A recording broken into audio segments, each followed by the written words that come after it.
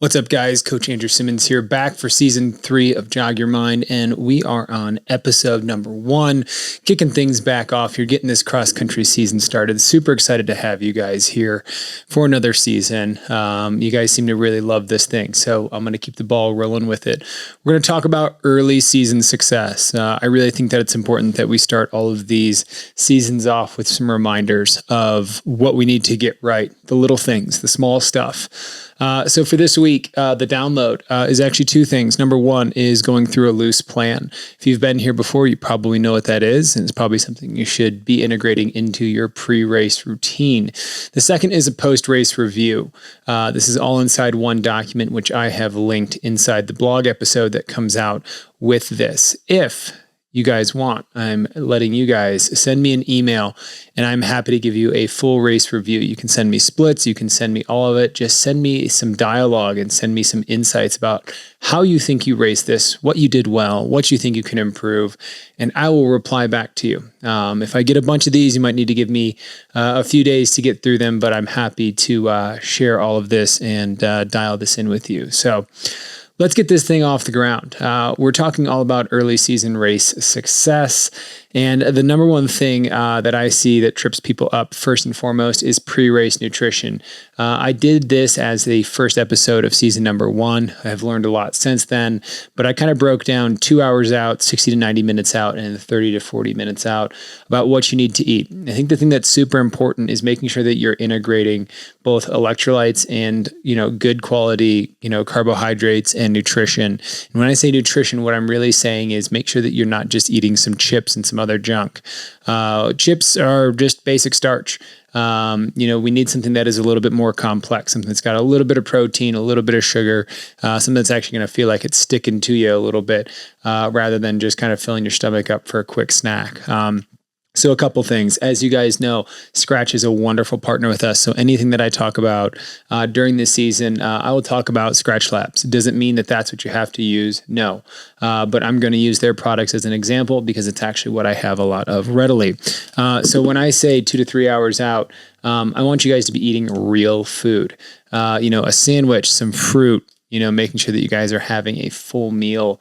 Hopefully around noon, 11 o'clock, if you're racing at 3 or 4 p.m., 3 to 4 hours out, that's awesome. If you guys get into that 2 to 3 hour out window, maybe have early lunch or something like that, or even think of morning of, you might have to get up at 6 for a morning race.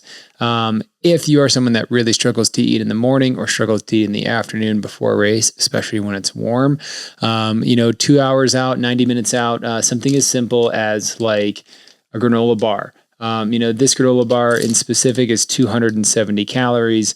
And of that, this is only 5 grams of protein. So don't go eating a ton of protein. Simply put, it takes a long time for your stomach to digest that. And even at 90 minutes out, you may not be feeling great to go run hard, especially if your heart rate gets high.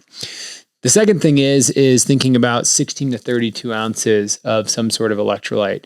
If you're someone that doesn't like the really, really sweet stuff, there is the new Everyday from Skratch, 400 milligrams of sodium, 0 sugar, not much to it. So it's mostly sodium to help you, get your electrolytes up, make you not feel so crummy in these hot races. And it's especially a great thing for those early morning races when you've slept overnight and you haven't had a chance to hydrate all day. When we go through the next couple phases here, I'm going to skip into what do we do if we are 30 minutes out and, I don't have a granola bar. I haven't really done anything. All I've got is maybe some fruit snacks in the team tent, maybe a gel at the bottom of my bag. Proper planning always prevents, poor performance. But what I'll tell you guys is that when it comes to gels and things like that, that's about all you can get in. Maybe some energy chews, some fruit snacks, a gel. Those are kind of the basics when it comes to getting nutrition in 30 minutes out. And that means even something that you're eating during your warm up. If you guys have access to it or are, into using sports nutrition products, I really like Skratch's high carb mix. That's something that you can kind of mix in 60 to 90 minutes out. This could also be something like the single serve packets of Morton 320. Any of the cluster dextrins are going to be great and useful products that are going to give you some calories without being too hard on the stomach. So if you're someone that doesn't like to eat before a race but can drink, something to look into. Second piece here is a pre-race warm-up. Inside the blog post, I really want you guys to take a look at this. I included our team's warm-up and our protocol that we use. I like to integrate some 20-second striders into our warm-up and touching on a little bit of that race effort. And I think it's really important in these early season races when it's hot, especially in the afternoon, to get in a continuous effort of about 5 minutes. So 20 seconds on, 40 seconds off, 5 rounds. It's going to help you understand about how hard you can push today, especially in the heat. So it's not a shock to your system or your mind about how hot or how warm it is. You're going to be really acquainted that with the warm-up. One great thing is making sure that you cool your body down, whether that's going in with a wet jersey or putting a bag of ice or just some ice cubes, inside your shirt. Ladies, your sports bra, a great place to hold some ice, great way to keep your core body temperature cool. Guys, you can put some ice cubes, tuck that jersey in. May not be the coolest look, but for warm up, it's a good way to stay cool and keep your core temperature down so you're not getting hot, wasting a lot of energy too early. When we think about dynamics, I think this is one of the places that we can start to kind of build our focus and our attention and making sure that these things are really good. This is a great time that if you are someone who easily gets distracted or can really, feed off the energy of your team, both good and bad, this is a time and place that might be good for you to take some space and go do your dynamics on your own. If you're in a big team place and you can't get away, this is maybe a time to be a little bit less engaged and a little bit more inside your head, thinking through what you want to do today. I'll have a really great episode coming out in the next 2 or 3 with Shannon Thompson that talks all about, honing and grabbing onto our attention and how to focus on what we came to do versus focusing on something that is mostly relevant at the end after the race is done, which is time. We'll get into that in future episodes. Dynamics for us, it's butt kicks and high knees, doing karaoke, so some lateral hip, A skip and B skip, making sure that you are doing these fast and snappy, really trying to think about getting the body warmed up to go and do something that is, a little bit explosive, especially that start line. Double leg pogo. These are kind of small little hops that we do, hands on hips, both forward and backwards. Lateral lunge down and back, just is a great way to keep those hips nice and open. That's number one place I see tightness in athletes. Forward lunge with opener, just putting in that left arm and opening up. And then when we have right leg forward, right leg arm in, left arm open, just a great way to open the thoracic spine and just kind of make sure that we're getting good mobility throughout the whole body. Heel taps and then knees to chest. And then we do 3 to 5 by 60 meter progressive strides. This is a great way to kind of think about progressing your effort, fast, faster, fastest. However you want to look at just going from something that's maybe a medium effort to a harder, faster effort. Which brings me to my last point, where a lot of athletes kind of get stuck this time of year is they think they have to pick up where they left off, and it's just not reasonable. When you sit and think about it, is it reasonable to expect that, after 10 races last year, you'd honed in and figured out what you needed to do to race well and get dialed in? So why would the first race of the year, it's been 9 months since you raced a 5K, why would that be a time for you to go out and have your best effort? One of the things Shannon Thompson said in the upcoming episode is all about the idea that time, something that we really, really focus on as runners, is something that's only relevant after the race is done. If we focus on trying to capture our attention and being in the moment and being in touch with the heart of the race, that's far more conducive to getting great results and really honing our focus, especially these first couple races, than trying to worry about time. We need to figure out and get close to racing again and just being more acquainted with the idea of racing. So when we can do that and we can think about collecting a lot of good attention moments, that's when we can really see success. We'll talk a lot more about that at the end here. And so what I'm going to do is I will have a link to the download blog post either inside the Spotify episode in the show notes or on YouTube for you guys. If not, you guys can go to Jog Your Mind, peakperformrun.com/jogyourmind. And all of the episodes and prior episodes are there for you to peruse through. There's a ton of free downloadable content. I try to put something in each episode if I can. But what I was going to do at the end of this episode was talk you guys through that download. So this is all for that episode. If you guys want to stay on, we can talk a little bit about Loose Plan and kind of that post-race download and dialogue. So thanks for joining in for episode 1 of season 3. Looking forward to having you guys back next week. See ya. 1,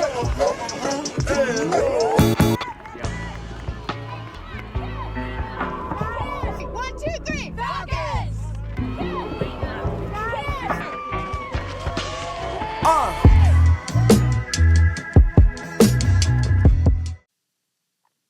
All right, let's talk through the loose plan and the race review. Really, the idea of a loose plan is helping you figure out how you are going to show up.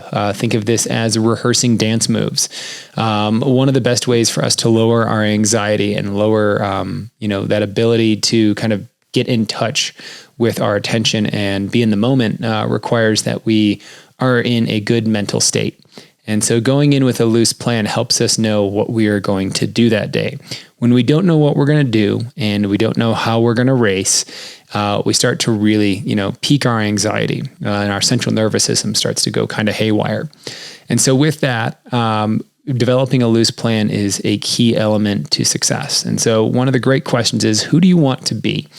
And that's our first question when we think about the race plan. How do you want to show up? What is your mood?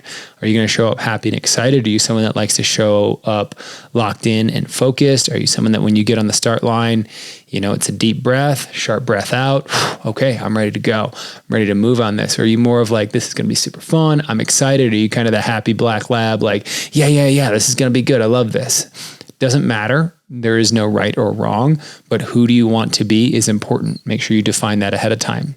It's part of your rehearsal, part of your habit. The second piece here is, what is your actual loose plan? I like to break a race up into thirds, and that doesn't mean mile 1, mile 2, mile 3. It means the first third, the second third, and then the final critical area. And figuring out, what do you want to do inside each of those areas? Do you want to try to go out with the lead pack in the first third? Are you going to try to maintain your position in that second? And then in that third is try to close, go for glory. Are you someone who wants to make some competitive moves throughout the race? In which third do you want to do that? That's part of the loose plan, and the dialogue is going in with, what are you going to do? Not just what is the outcome that you hope to get that day. Again, for the third time in this episode, this is not about time. This is about trying to set yourself up to get the pieces right. You don't control the time. It's something that only becomes relevant after the race is done. And it's not a great way to qualify or quantify our performance. Each course is different, and each course condition is going to be different. Lastly, what is your plan? What will you do when it gets hard? This can be a mantra or a reminder or something similar. I think it's really good to have something about, what are you going to do? It's going to get hard out there. Maybe in that second mile, it's hot. What are you going to do? I'm going to take a deep breath, control myself, and, tell myself a mantra, right? It may be, hold on, be steady. Whatever those things are, those are the things that you need to go to. But if we don't plan for it, we're going to have a higher chance of a poor performance. So let's go in with a plan. I like a loose plan, and always rely on instinct when it comes to racing. Now, when it comes to a post-race review, I think there's 4 things. I think one is making sure that you can give yourself a brief dialogue.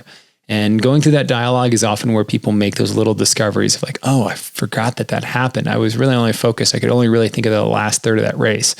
But I forgot my shoe came untied like 100 meters in, and it was bugging me and distracting me, the majority of the race. Great. That's part of the dialogue. And part of like, oh, my attention was on trying to not let my shoe fall off. I couldn't really focus on racing well. So giving yourself a chance to go through a brief dialogue. It could be a paragraph, but it doesn't need to be like, I did this and then this and then this and then this for a whole page. Keep it to a paragraph, but try to make sure you capture the major details. What are 3 things you did well? Whether it was how you executed the race, how you showed up at the very start, or maybe about how you finished. But what are 3 things that you want to celebrate, that you want to let me or recognize yourself for? And then what are 3 things you want to improve on in the next race? I think it's really important that this isn't about 3 things you did wrong. I find that when athletes focus on 3 things they did wrong, that becomes the whole entire focus of the race and how they view the race. So this is more about what are you going to do next time? How are you going to change your patterns of behavior, your habits? Did you struggle to have good energy? Do you need to eat better? Did you go out way too hard? It doesn't have to be these huge catastrophic things. It could just be, I needed to hold my focus and attention because I got past, like a K to go and it really just spun me out. Great. We need to focus on how to not get spun out. And then lastly, here's what do you remember most about this race, or what do you want to remember about this race? Was it the post-race popsicles, or was it just about how you felt so good at mile 2? And you want to let that feeling be something that you feel for the next, 3 races of the season, whatever it might be. It could be watching a teammate have a really big breakout day. So these are things that are important because when we come back at the end of the season to kind of go through and really get some motivation about how are we going to close out the season on a high note, it's about going back through these races and kind of having a chance to, see your growth. Because if we don't document it, it's going to be tough to see. So that is part of this week's download. I wanted to have a video to kind of go along with it at the very end here. Something to you guys to think through, sit down, take some time with. Your preparation is everything. And that even means preparing for the next race after your last one and not just trying to let it slide. So hope this was helpful. Look forward to having you guys back for future seasons. I'll talk to you guys soon.